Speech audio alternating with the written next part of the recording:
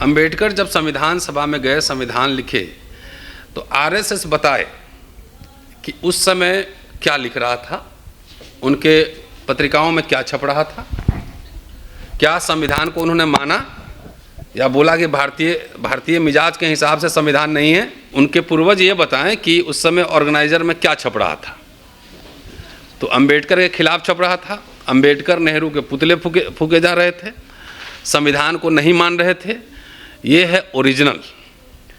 तो पिछले चुनाव में आपने देखा कि अंबेडकर, संविधान और आरक्षण मुद्दा बना, तो इसकी वजह से 400 पार नहीं हुआ, 240 पे अटक गए।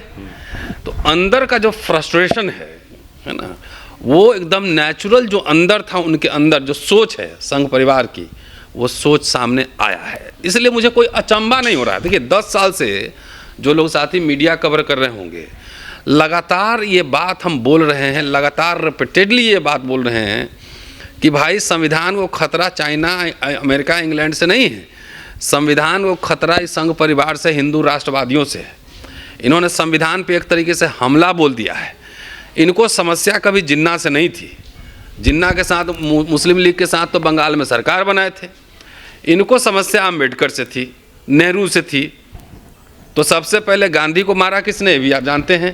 तो गांधी को मारा, फिर नेहरू को निपटाया, है ना, उसको डिफेम कर करके अम्बेडकर को पूजनीय बना के रखा खाली वर्ड्स में कि बाबा साहब जितना झुके उतना, जितना भवन और मूर्ति बने, समझ लो उनके नींव के नीचे ही बाबा साहब के विचारों को ये लोग दफन कर रहे हैं। ठीक है जी।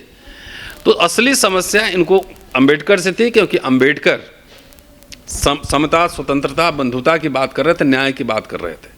और इनका संविधान क्या है, किस चीज़ें मानते हैं, ये मनुस्मृति को मानते हैं। तो अंबेडकर जिस दिन जलाए थे मनुस्मृति को, उस दिन वो बौद्ध नहीं हुए थे। वो 35 में बोले थे कि यवला में कि हम हिंदू पैदा हुए लेकिन हिंदू मरेंगे नहीं। 56 में जाके वो बौद्ध धर्म स्वीकार किए। इसका मतलब जो मनुस्मृति जलाए उस समय हिंदू थे। तो मनुस्मृति किसके बारे में है, क्यों जलाने की जरूरत पड़ी? मनुस्मृति क्या मुसलमानों के बारे में है? मनुस्मृति क्या ईसाइयों के बारे में है? मनुस्मृति किसके बारे में, पारसियों के बारे में है, यहूदियों के बारे में नहीं।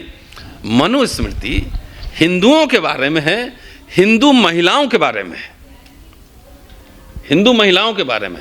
इसलिए बाबा साहब को मनुस्मृति जलाने की जरूरत पड़ी। तो एक तरफ संविधान था और एक तरफ मनुस्मृति था।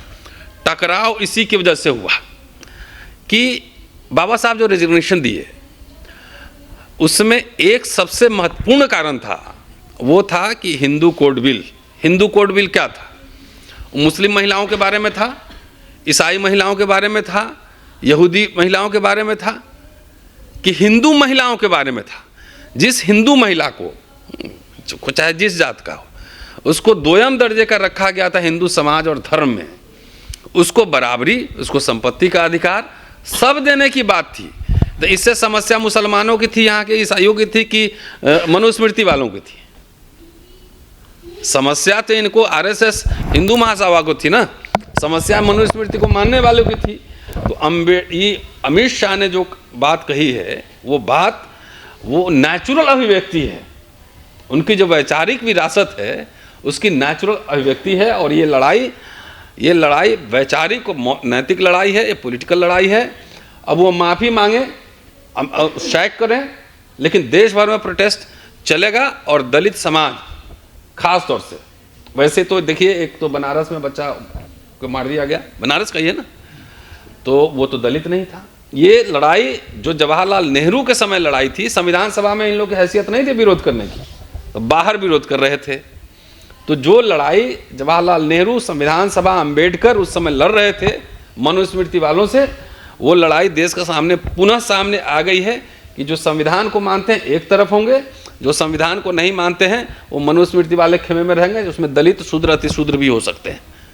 और इधर संविधान को मानने वाले में वो ब्राह्मण, मुस्लिम, सब कोई हो सकते हैं। तो ये वैचारिक लड़ाई है। और इसलिए अभी मैंने कहा कि जितने दलित सांसद हैं उस खेमे में, उनकी भी भर्त्सना होनी चाहिए। अगर बाबा साहब नहीं होते तो शायद संसद में नहीं होते, कहीं कुछ और करते रहते। ठीक है साहब। दलों पे वो आरोप लगा रहे हैं कि हमारे बयान को तोड़ मरोड़ कर पेश कर रहे हैं। नहीं तो सामने वो तो अवेलेबल है, उसमें संसद टीवी में अवेलेबल है। पार्लियामेंट के प्रोसीडिंग्स हट गया है क्या? वहाँ भी अवेलेबल है। आप बात कर रहे हैं, उसका स्पष्टीकरण आ रहा है कि आप अटैक कर रहे हैं कांग्रेस पे खाली, नहीं कि जवाहरलाल नेहरू ने कुछ नहीं किया, आपने भारत रत्न नहीं दिया, आपने पीएम नहीं बनाया, हमने वो नहीं किया, स्मारक नहीं बनवाया। तो ये तो नहीं कह रहे हैं कि हमने अंबेडकर और जवाहरलाल नेहरू दोनों के पुतले फूके, ये भी कहना चाहिए ना भाई। अंबेडकर एक पॉलिटिकल पार्टी चलाते थे, एक पॉलिटिकल एक्टिविस्ट थे, जवाहरलाल नेहरू लीडर थे, वो भी पार्टी में थे, कांग्रेस के थे, दोनों में वैचारिक मतभेद थे, लेकिन दोनों एक कैबिनेट में काम भी कर रहे थे। तो रोज क्या जवाहरलाल नेहरू से वो झगड़ा करते थे, ये हेलो भी करते होंगे, साथ में खाना भी खाते होंगे, चाय भी पीते होंगे, उसी कैबिनेट में वो मिनिस्टर रहे कि नहीं रहे। जब रिजाइन दिए तो सबसे बड़ा कारण क्या था, हिंदू कोड में आरएसएस हिंदू महासभा विरोध कर रहा था, तो आरएसएस के दबाव में रेजिग्नेशन हुआ कि जवाहरलाल नेहरू अनकंफर्टेबल हो गए थे, उनको देश चलाना है और एक देश विभिन्न तरह के लोगों का संगठन है, ठीक है। तो जितना स्पष्टीकरण दिए हैं, एक बार बताइए, जितना आप बेच रहे हैं, जितने संस्थाओं को बर्बाद कर रहे हैं, वो बना कब भाई? मेरी बला से कोई प्रधानमंत्री बने या न बने, एजेंडा क्या सेट कर रहा है, ये हमारे लिए इंपॉर्टेंट है ना।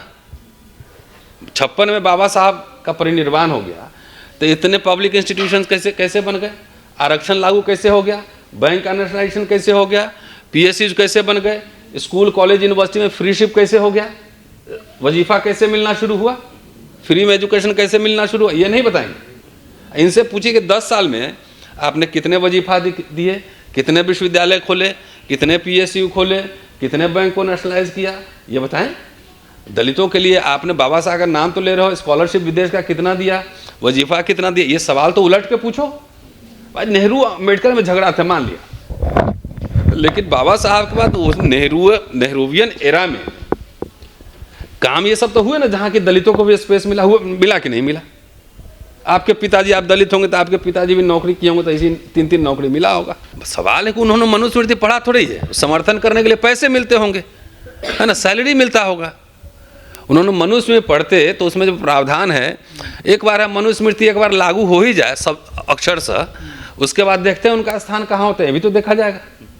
सर आप कह रहे हैं कि स्लिप ऑफ टंग नहीं है, सोची समझी रणनीति है, क्या मंशा लगती है? सोची समझी रणनीति नहीं है, वो नेचुरल जो अंदर था ना, ये लोग घर के अंदर बात करते होंगे ना, है ना, अपने मीटिंग में बात करते होंगे, तो यही सब बात करते होंगे। भाई आप जो बाहर बोलते हैं, जो घर में जिस तरह का व्यवहार करते हैं उसी तरह का बाहर करते हैं ना, अचानक ओवरनाइट बदलते तो नहीं है। तो अपने अंदर संगठन में जिस तरह का आचार व्यवहार आचरण रखते होंगे, उसकी नेचुरल अभिव्यक्ति है, ये मैंने कहा, ये मैंने कहा। सब तनख्वाहिया लोग अधिया पे ढेला ढोता है, समझ गए। बिहार जाइएगा तो अधिया पे ढेला ढोना एक बहुत कहावत है। तो इनका जो है क्या कहा जाए, मैंने पहले कही थी कि वैचारिक लड़ाई है, ये व्यक्तिगत मुक्ति के लिए लड़ रहे हैं।